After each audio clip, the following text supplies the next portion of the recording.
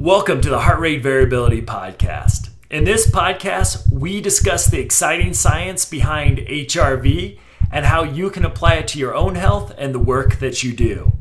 Just a note, this podcast does not replace medical advice, and if you're going to apply this to your own life or others, please consult with a medical provider. Thank you and enjoy the show.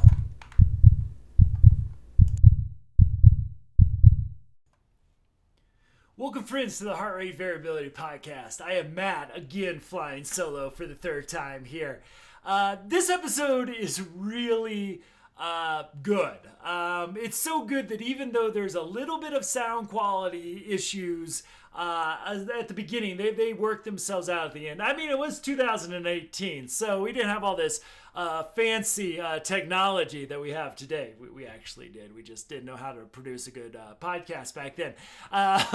So hang in there with it. But we really talk about, there's a study, and again, you can find that in the show notes at optimalhrv.com. It's about autism, but we go into a really deep discussion about the stress response and obviously how HRV helps us measure this. Also listening to this, I got a chuckle out of some of my statements towards the end of the podcast about well, why can't we measure all this? Shouldn't we know this? I still hadn't quite figured out, I think at this point, that you could measure HRV as like we say for less than $1 a day. Again, wasn't the right solutions out in my opinion at the time, which is why we create Optimal HRV. But you can kind of see, again, it's a little embarrassing to put these out because you see me going from knowing almost nothing about heart rate variability to starting to get this, but besides the entertainment values of watching my ignorance grow into somewhat of a epiphany, I think Kurt and Jerry do a great job talking about the connection between, the stress response, heart rate variability, and mental health as well. So again, link to the article will be in the show notes. Hope you enjoy this episode. Again, if you can stick through a little bit of the sound issues early on, I think it's a really great episode. I really enjoyed listening to it again. So enjoy, and I'll see you again.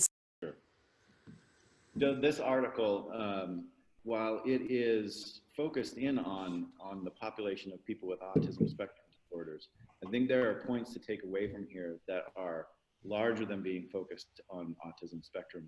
And one of the things that I kind of took away from this was some of the ideas about the physiology of anxiety, some of the differences between anxiety and stress, that they are separate things, and certainly the ideas of Jerry, you alluded to this last time about that this whole system that we're talking about, the purpose of it is to maintain balance or keep us in a homeostatic state and return us to that when we get out of our kind of stable state. So there's some really great points, I think, about this. I'll kind of start in with a quick review, and if you're looking at the article, I think it's worth pointing out on maybe the second page of the article, which should be page 33. Right after the introduction, there's about a 3-paragraph description of the physiology of anxiety and stress. And I think if you're looking for something that can really encapsulate that and give you some words to say and some concepts to think about, I think those 3 paragraphs are really great. They're really well written. They're very concise. And they pack a lot in there in that they talk about both the immediate response to stress, which is activation in the sympathetic branch of the autonomic nervous system. So they talk about that. And then they also talk about that there are kind of 2 components to the parasympathetic activation. And one is to activate to limit the duration of the sympathetic activation. And the other is to titrate how far it goes. And so that's part of the parasympathetic division. I think that they just write that really well. And it's one of those that I've kind of used since I read this probably, I forget how many years ago, but it actually wasn't published that long ago. It's a great kind of 3-paragraph description. Then you also get the side of it that starts to introduce the activation and the actions of the HPA axis, which gets us the release of cortisol and that cascade of response, which is more of a somewhat, it's still an acute response to stress, but it's a little bit delayed after the sympathetic activation. So I love that section. I think it's a great 3-paragraph section. If you're looking for some words to use to describe this to others and understand it, is a great section. So from that, I want to skip into basically a description of what this study was and what the goals were. So it really kind of had 3 goals. One was to determine whether or not there is a difference between both the resting states across these 3 groups of subjects. One group being healthy controls, the second group being individuals with ASD, and the third being people with an autism spectrum disorder and co-occurring anxiety. So it really was to look at the differences between those two, 1, at rest, and 2, the responsiveness to a psychosocial stressor. And they used this test called a psychosocial stress test. And I thought that their adaptation to this was pretty astute, in that the typical psychosocial stress test has been characterized by a baseline or a rest period, and then you prepare to give a speech, and you get a preparation period to prepare a short speech, and then you have to be able to remember a number for later, or trace an object for later and remember it for later under a timed situation, which is meant to increase some stress. And then you got to give this speech about yourself, and then you have to do an arithmetic task, and then you get to recover from it. And I thought one of the things that in the methodology section of this test that they did, that it was pretty interesting in how they adjusted the psychosocial stress test to people with autism spectrum disorder, who often have a heightened ability and a preference for arithmetic tasks, is they changed it and said maybe arithmetic would not be a psychosocial stressor for this group, given the characteristics of this individual group. I thought that was interesting. So that was this test, right? So this was a group of younger people. You can check out the demographics for ages, but these were all, none of these were adults. So these were all children with autism or without autism or with anxiety. And they go through this test, and then you get to see this great big panel of data that I think is important to go through and see, like, what is it that we're looking at here? So if people are looking at this study, or looking at the article, and I'll kind of go through these panels, they're on page 37 of the article. And there are 5 panels there to look at. I thought I'd kind of go through those and just kind of explain what we're looking at here. So in panel A, what we're looking at is mean heart rate in beats per minute across these 3 groups. So each line represents a different group.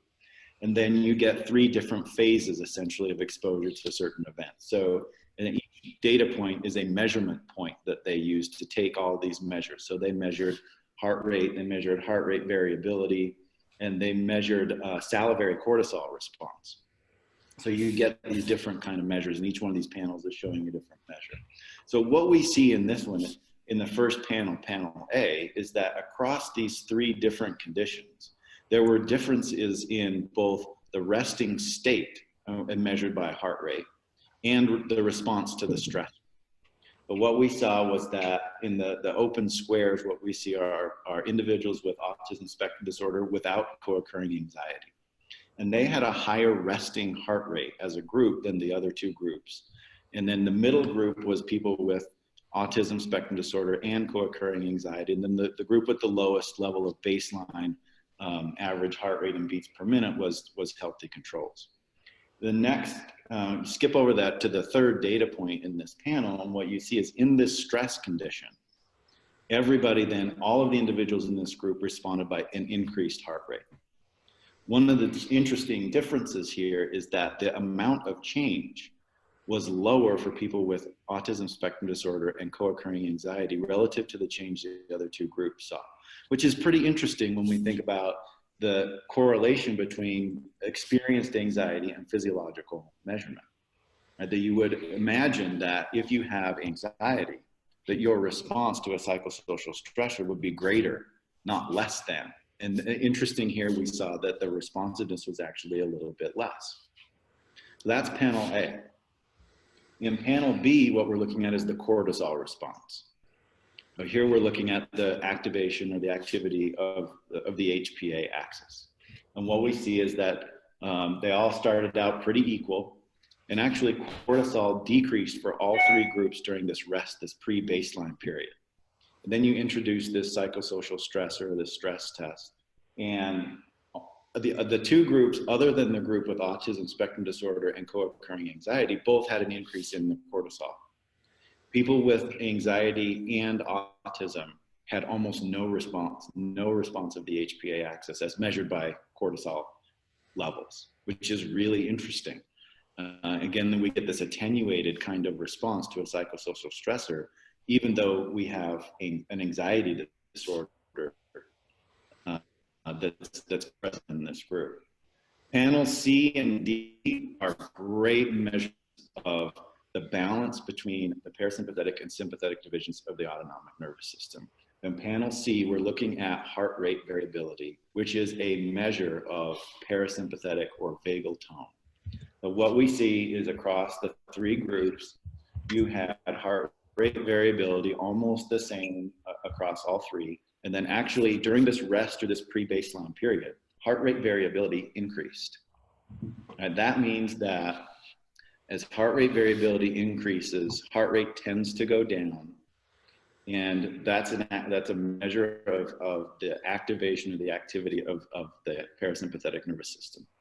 And then when we introduce this stressor, heart rate variability decreased for all three groups. So we see less parasympathetic activation. That's usually associated with an increase in heart rate. And then when that stressor is removed, we get back into this recovery period, the variability returned back to its original levels. Panel C is this high frequency, low frequency ratio. And that's a measure of sympathetic activity.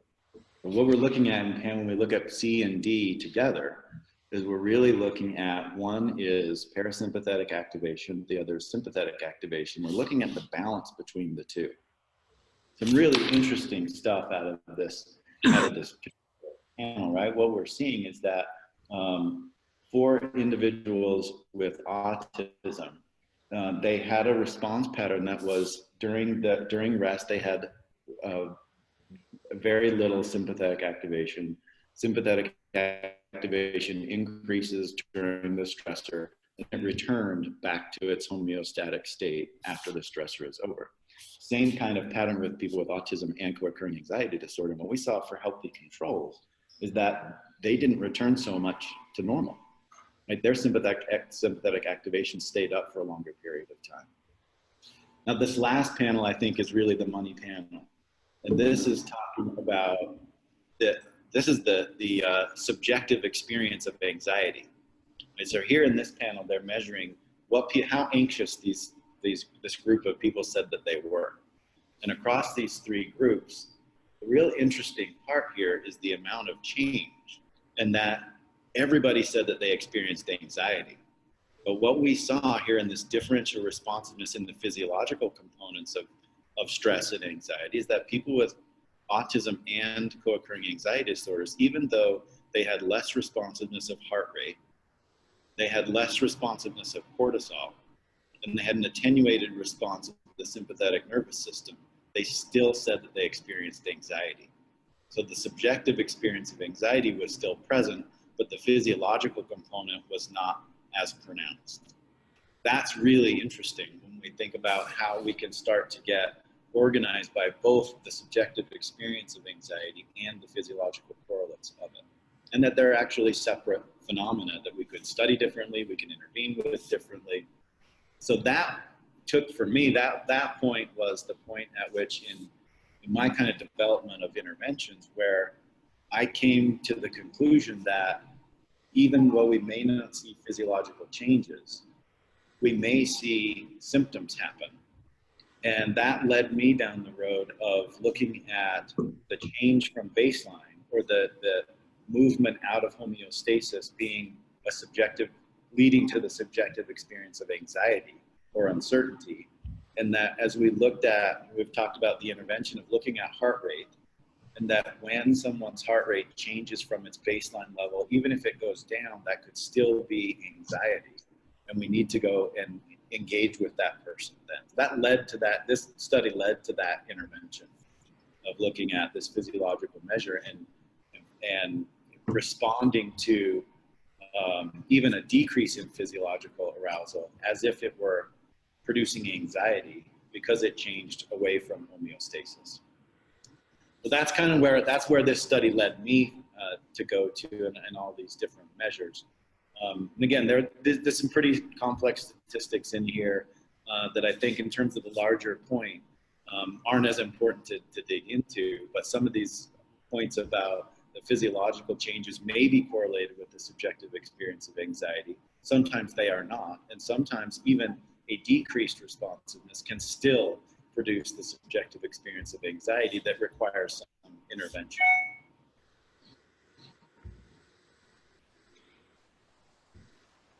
So from there,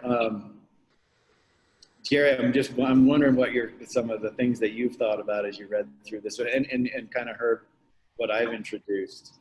As you think about it, I mean, there are lots of other phenomena we could talk about in terms of dissociation or window of tolerance, and so many different kind of avenues to go into with that. If you could share some of your thoughts, would be certainly interesting. You know what came to my mind, both reading it and listening to you, was the work of a woman, I want to say her name is Lisa McTeague, and she does some work looking at anxiety, but using startle response. And in her work, people with social anxiety and people with phobias have a large reaction to and a large startle response, as does people with single episode PTSD. But people with complex trauma actually have less of a startle response. And what their research said is people with complex trauma have less of a reaction, but their reaction escalates over time. So, you know, when we begin to look at some of this physiology, and we begin to try to kind of hypothesize, I think in the article they came up with some hypotheses about why this might be true. You begin to think about this issue of both over-responding to situations, but also under-responding. And, you know, if I'm with somebody whose biology, it tends to, when presented with something that we would think would be triggering, if I have an under response and then later on have an over response, I could be in a session with somebody talking about something, they seem like they're managing it really well, and then they leave and they blow up later on. Right. And we don't necessarily make connections between what we were talking about and what happened later on. Right. Or the person could have a major reaction with you and actually may be able to manage that and do really well, right? Based on your physiology. And so just looking at this issue of both trying to understand the physiology, but also trying to understand people's subjective experience and why that might be true, right? So trauma people always look at kind of fight flight kinds of reactions as opposed to withdrawal and submission. Right. Kind of looking at that piece. So, and I think it's a really interesting situation of looking at somebody with autistic spectrum disorder. What might be activating for them is just a change in the room. You know, it's like you just change the way things are. Their nervous systems are so sensitive in some respects. And so when we look at people with, say, chronic PTSD, they actually, it was like children who are exposed to abuse early in life or neglect, they actually have a blunting of their cortisol responses. Right. So you wonder whether in some ways people with anxiety and with autistic, the amount of activation of their nervous systems to so many events early in life actually down regulates their cortisol so that it's almost dissociated from their stress response. Right, right. But it also takes less cortisol to get a larger reaction. So it doesn't necessarily, just because you have less cortisol, doesn't correlate with people's subjective experience of stress. Right, right. So I think it's a really interesting study, and when you kind of take that over to trauma diagnoses, you see similar types of discrepancies between physiological reactions and people's experience of stress. Yeah, I thought that separation was really a fascinating component of this study. Right. So what does that mean in terms of treatment or interactions, would you say? I think that for me, I mean, this is what I kind of took away from it was, I mean, I tend to be, as a practitioner, really reliant upon information and data that I can base things on.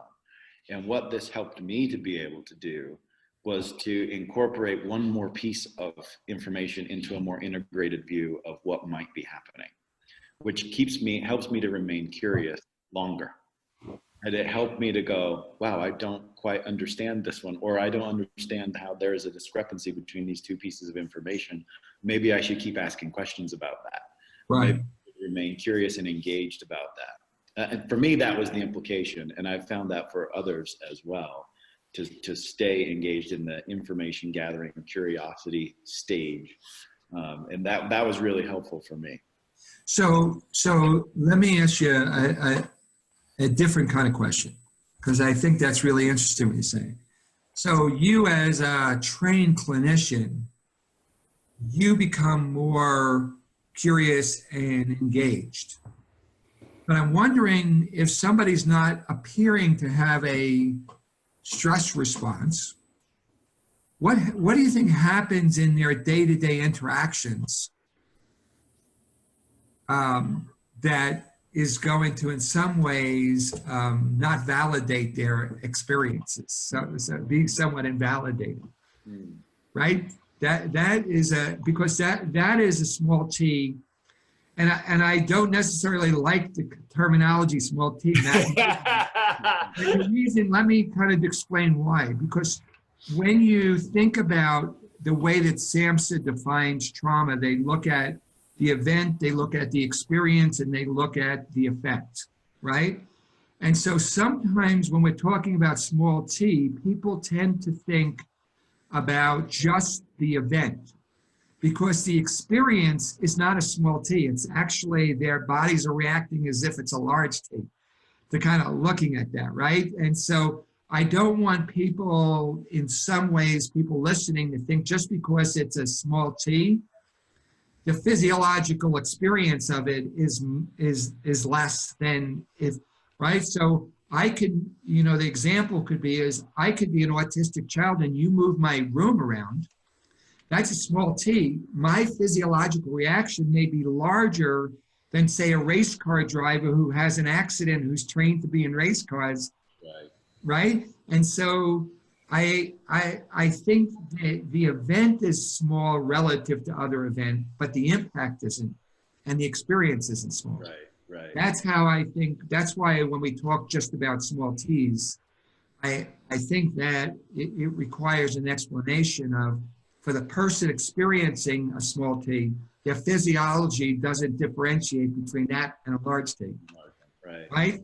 That's it. That's a really important. And to your point about kind of invalidating environments, I mean, I think we've all experienced the unfortunate experience of going to, say, feeling very, very sick and going to a doctor and getting blood tests done, and there's nothing wrong with you, but you still feel sick. Like, that feels really invalidating And it's almost like people can't help you unless there's something wrong. And if we're kind of looking at just the objective side and not also incorporating the subjective experience. And here's a great example of a change, and a lack of change or an attenuated response to a stressor that resulted in a subjective experience, even though there was a very diminished physiological response to it.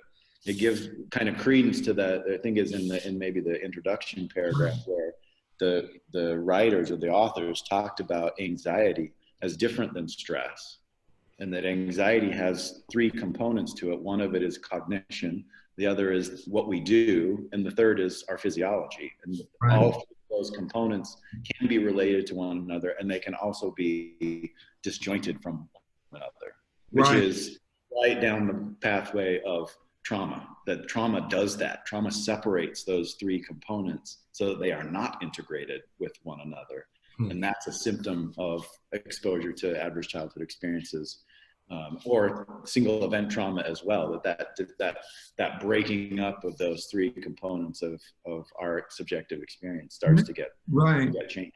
I also think that the article for me highlights, and you know that I've talked about this, is for an autistic syndrome population or a DD population, how sometimes we don't take a trauma-informed approach to it.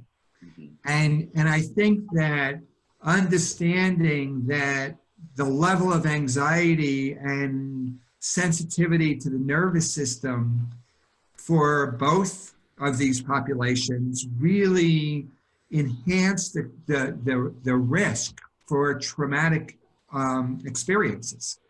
And so we tend to kind of look at the diagnosis and want to treat the behavioral components of that without really understanding the subjective experience of some of these types of things.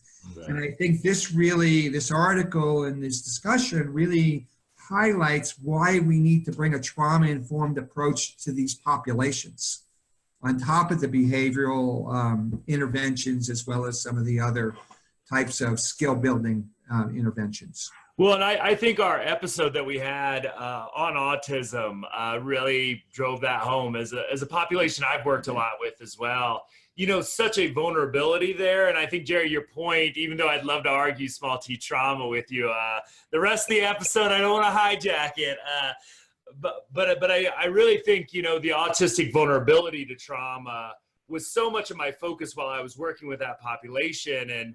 And really, I think the other, you know, how do these two things interact with one another? I think this article raises a whole bunch of new questions on that too, which I think is really exciting. I almost want to fast forward 5 years with our technology and see, you know, what else we've learned going forward. But I think it's fascinating, this interaction and that subjective experience, and the cortisol piece. Again, just kind of explains a lot of the complexity that we see in fascinating ways. Right.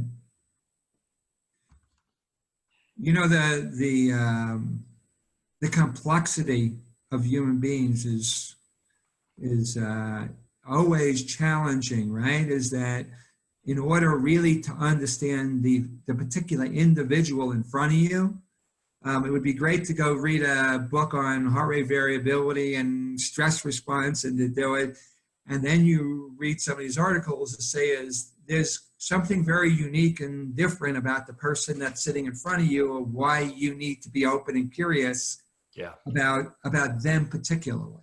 Mm-hmm. You gotta look at some of these things to kind of manage that, because I could pull up a lot of articles that will talk about when you have a stress response, you have a high sympathetic reaction and you have your cortisols and you have your, right? That's your standard level. And then you have these adaptations for whatever reason, you know, for whether it's a dissociative process, a withdrawal process, whether their nervous system for some reason is constitutionally different, but their reaction to the environment is different based on who they are and what they've kind of had to deal with. Mm-hmm.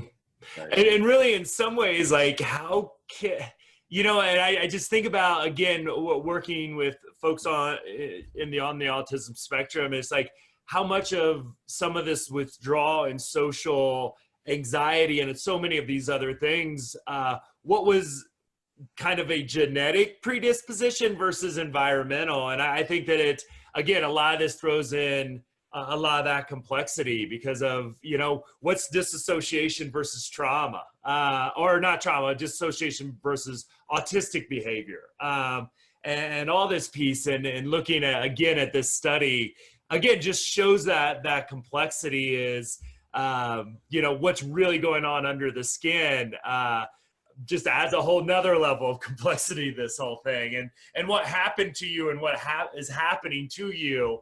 Again, we can kind of start to make those connections.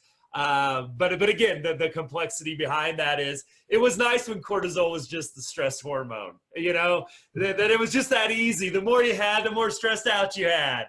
And yet again, the complexity of, as our technology improves and our thinking evolves, I think it's just fascinating.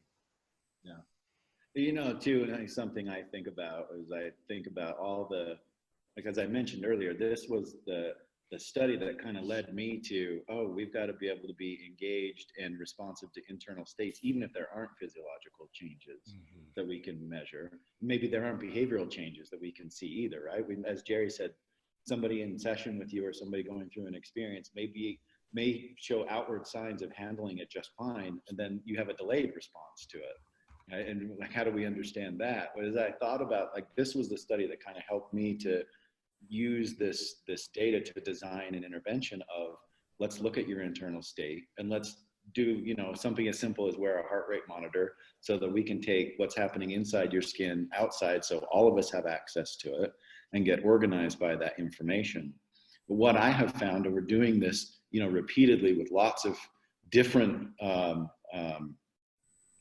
populations and age groups, and whether they're, people with intellectual disabilities, people with autism spectrum disorder, people without, who are traumatized, like going through all these different populations. I don't know that I've ever found a pattern that matched the study. But I have used it to design an intervention that was being organized by the internal state of that person. And that's what was important. Not that I found that, they match this group. And yeah, this is exactly what we expected. It's almost never what we expected. But we find something new about that person. And we go through the process of finding out, as you said, Matt, what happened to you and what's happening to you. We get organized around those kind of things. I found that something as simple as that really has helped a lot with developing interventions and having successful engagement between clinicians and clients and caregivers and children and family members and across all these different groups. It's really helped in leading to that kind of an intervention.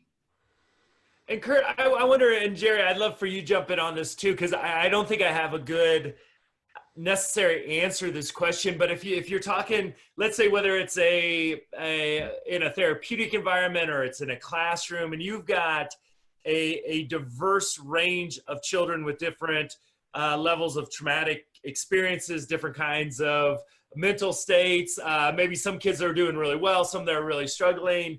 All this complexity is really fun to nerd out about, but if you wouldn't have access to like heart rate variability technology or getting cortisol levels, does this apply? Like, could I tell my wife, Sarah, about this and what it would mean for her to look at behavioral interventions in her classroom? I kind of struggled to find that in this. I thought it was fascinating and blew my mind, but at the same time, I was trying to look for, what practicality for what most people's resources are. The first thing that comes to my mind,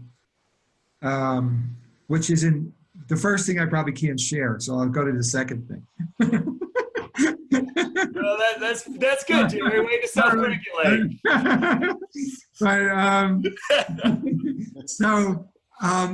What comes to my mind is we oftentimes make And we kind of assume we know what's going on with somebody based on their behavior, right? And so if somebody's overreacting to things, we're going to make some type of assessment of that and make and kind of, or if somebody's not reacting, we're going to be saying, oh, they're not motivated, or they're not moved, or they're not, right? We're in our minds, based on our experience of our own physiology and our reactions. Just as Kurt said, his experience, he didn't see something like this, so he's not going to assume unless he reads an article or learns about that, right? So I think for teachers or for people, individual, is just because your client isn't reacting doesn't mean are they not being impacted by what you're saying, right? Is that in a way that's a really important takeaway, is that somebody could look like they don't really care what you're talking about, but they're really being impacted by what you're saying. Or the other side is they could be really reacting to what you're saying, but it's not going anywhere with them, right? And so I think we have to really, and I knowing Sarah, she's already doing that. You really have to get to know your student, and really, as Kurt said, is get more curious about when you see something going on. How do I try to understand that person's subjective experience of what's happening, so that I cannot necessarily take my internal representation and think that that's reality, right? That's my reality. It may not be that student's reality. So I have to really check that out and kind of get curious about their experience. So I think that whether you're a teacher, whether you're a case manager, whether you're a therapist, is in all these situations, or a parent even, is how do I stop and really, in some ways, check out with my, with the people I'm working with or interacting with or raising, what's happening inside of them and what their experience of that is. Yeah. So in some ways, this more supports the trauma-informed approach. Exactly. Okay, great. That's what I was trying to say about it. This is it's nice that it's done on a population. We don't tend to think about trauma in that population. Yeah. And yet, how much trauma is there each and every day for these individuals trying to manage these kind of reactions that may not look like trauma from their reaction to it? Right. One of the key points I think of alluded to in the study is they talk about whether or not the physiological response to a stressor is adaptive or not. And we often think of this concept of adaptiveness being useful and good, right? But adaptive means reactive to. Right? And one of the things that we actually saw in this study is that the children with autism and co-occurring anxiety disorders did not have an adaptive response to the psychosocial stressor from a physiological standpoint. So their bodies did not react to organize them to deal with the stressor in the same way that children with autism without anxiety and the healthy or the typically developing children did, right? So there's an adaptive problem there, which may explain, as it gets into kind of some of the hypotheses for why this may be, that some of the symptoms we may see for individuals with autism with co-occurring anxiety disorders, that their bodies are not driving them to be responsive or prepared to deal with a psychosocial stressor. And so they may show a differential response to it that makes some sense to us now. And so and there you're going to Jerry's point of we infer intent all the time. And it's one of the things that I think our brains do it, right? Like they're anticipatory. So we infer intent and we get organized from an intervention standpoint based on our inferences of intent, right? As opposed to like more information about maybe this is part of the physiological response or a problem with the adaptiveness of a physiological reaction to it. Or maybe this is a part of the subjective experience that's getting in the way of things. So the more that we can use information to help guide our inferences of intent, right, may help us to generate much better information rather than it just be based on my own experience of what I have learned over the course of my lifetime. And I'm inferring intent based on that rather than information that I may get from other sources and a wider variety of sources. Very cool. Right.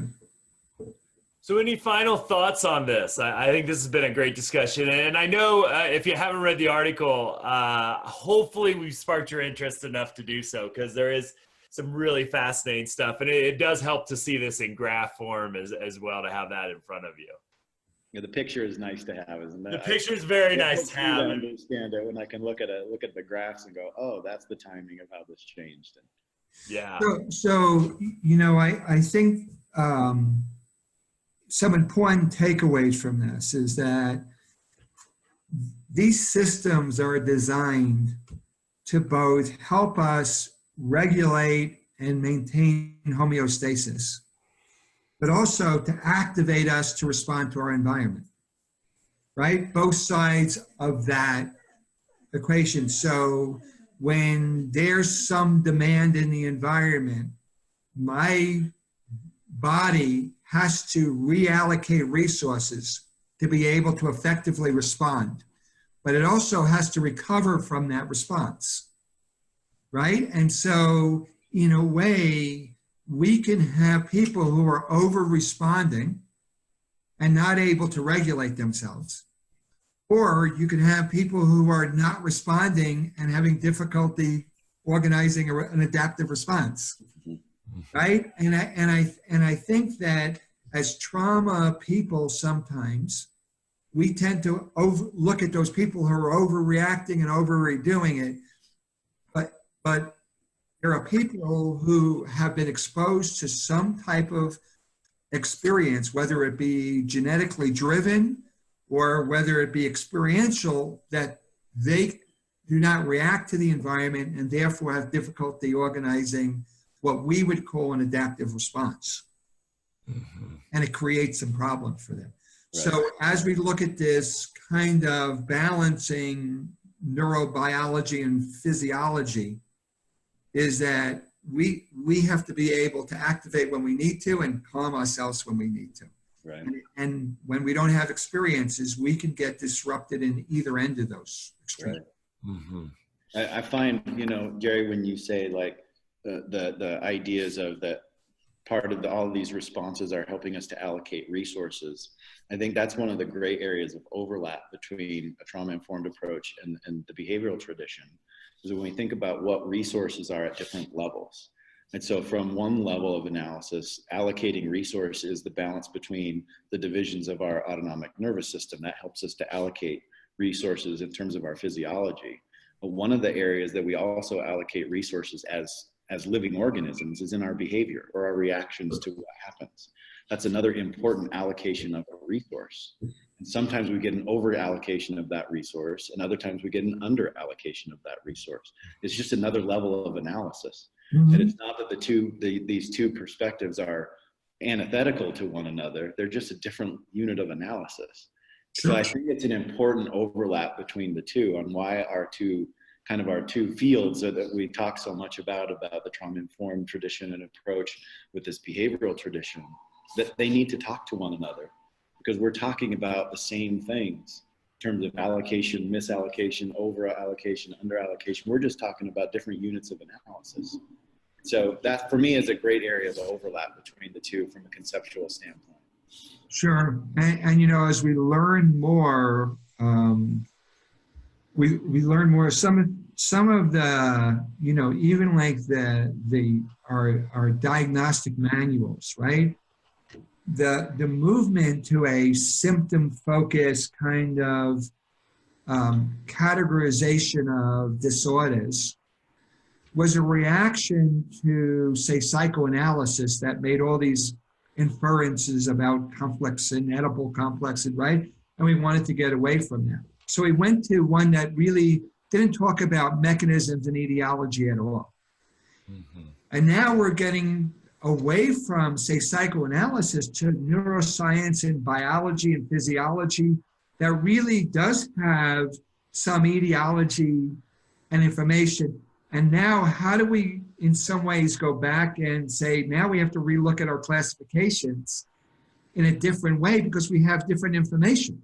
Yeah. Right? And so I think your point of it is when we didn't have really behavior, we made up kind of narratives about what we thought was going on, right? Then we went to strictly behavior to kind of explain it or what things we can measure. And now what we can measure is so different. Right. It has to help us to redefine how we're seeing and understanding the disorders that we're looking at, because people who have anxiety disorders and depression may look more alike than people who both have depression, right? And that's the kind of things that I think some of this literature is beginning to raise for us, is some of our traditional ways of understanding have to kind of be re-examined and re-questioned as we move forward. Let me ask you this question, because it came up as you were saying that, Jerry, because I totally agree with you. And then maybe I didn't because of what you were saying, not because you were, I say the exact same thing. So I'm disagreeing with myself maybe too, but so there, I'll confuse everybody. But I wonder, because I mean, if you think about something, I mean, this is for a lot of medical diseases. So like for example, something like HIV, we determine whether or not you have HIV or an AIDS diagnosis determined on lab results.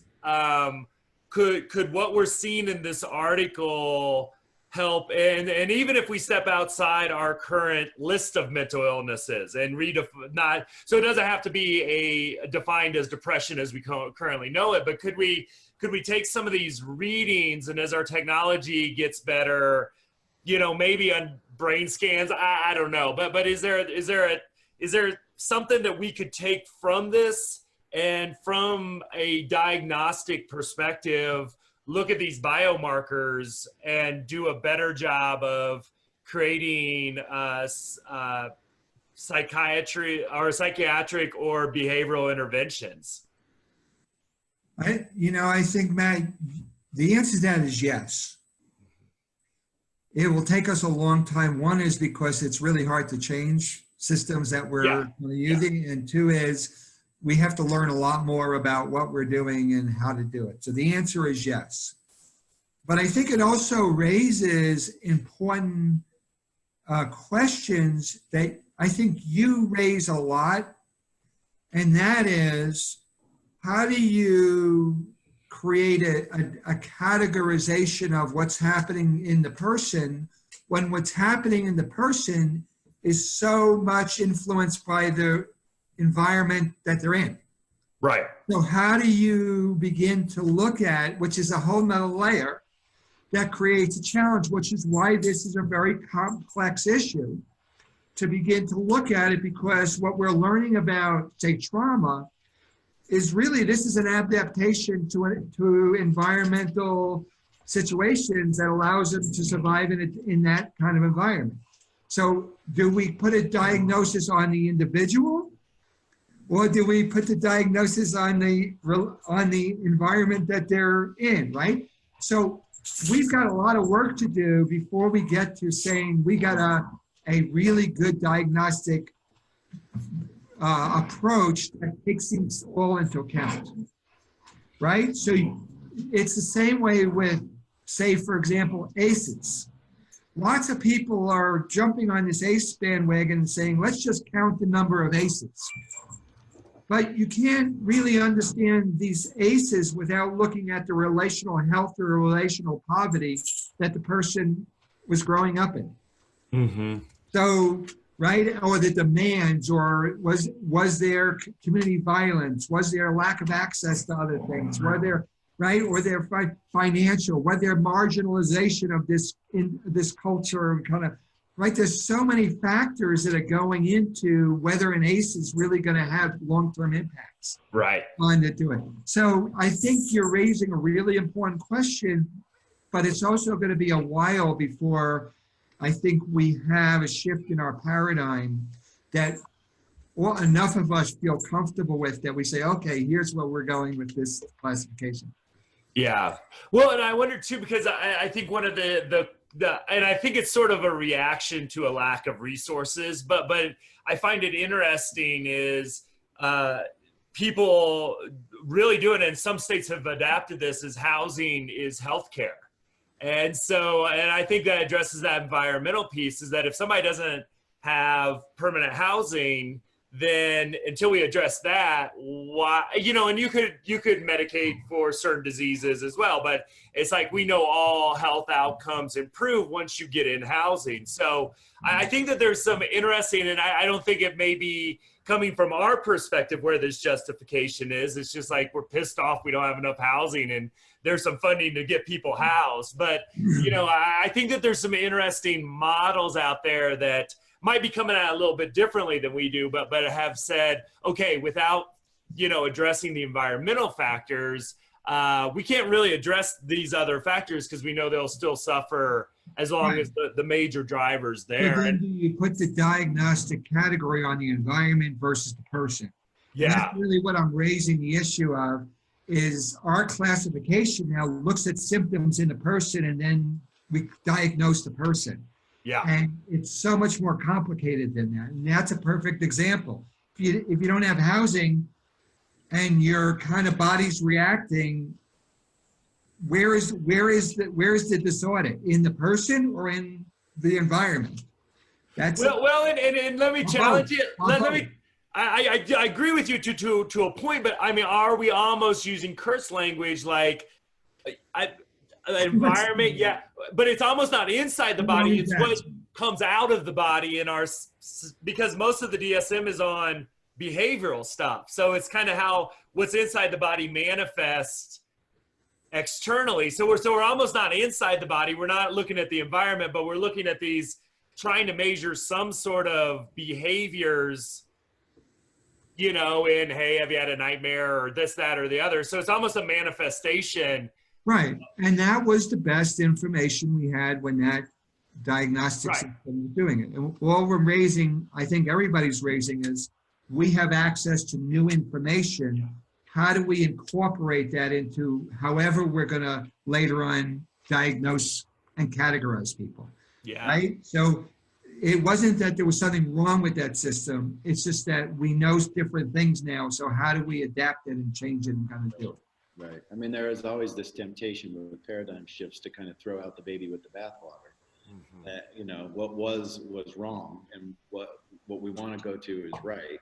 And that is not necessarily true. But what is maybe the best that we have right now, and maybe we just need to add to it as opposed to completely get rid of it. I think both things. One is you want to throw out the baby with the bathwater, but the baby tries to hold on to the bathwater and doesn't want to get rid of it, right? It's both sides of that are true, right? It's like, oh, I want to stay in this bathwater. It's how we can give you new bathwater. It's not what taking away. We'll just give you some new bathwater. You see where Jerry's head, he's like, I just don't want a mad baby. Yeah. Mad babies. I just want the baby to keep sleeping. That's all. That's right. That's right.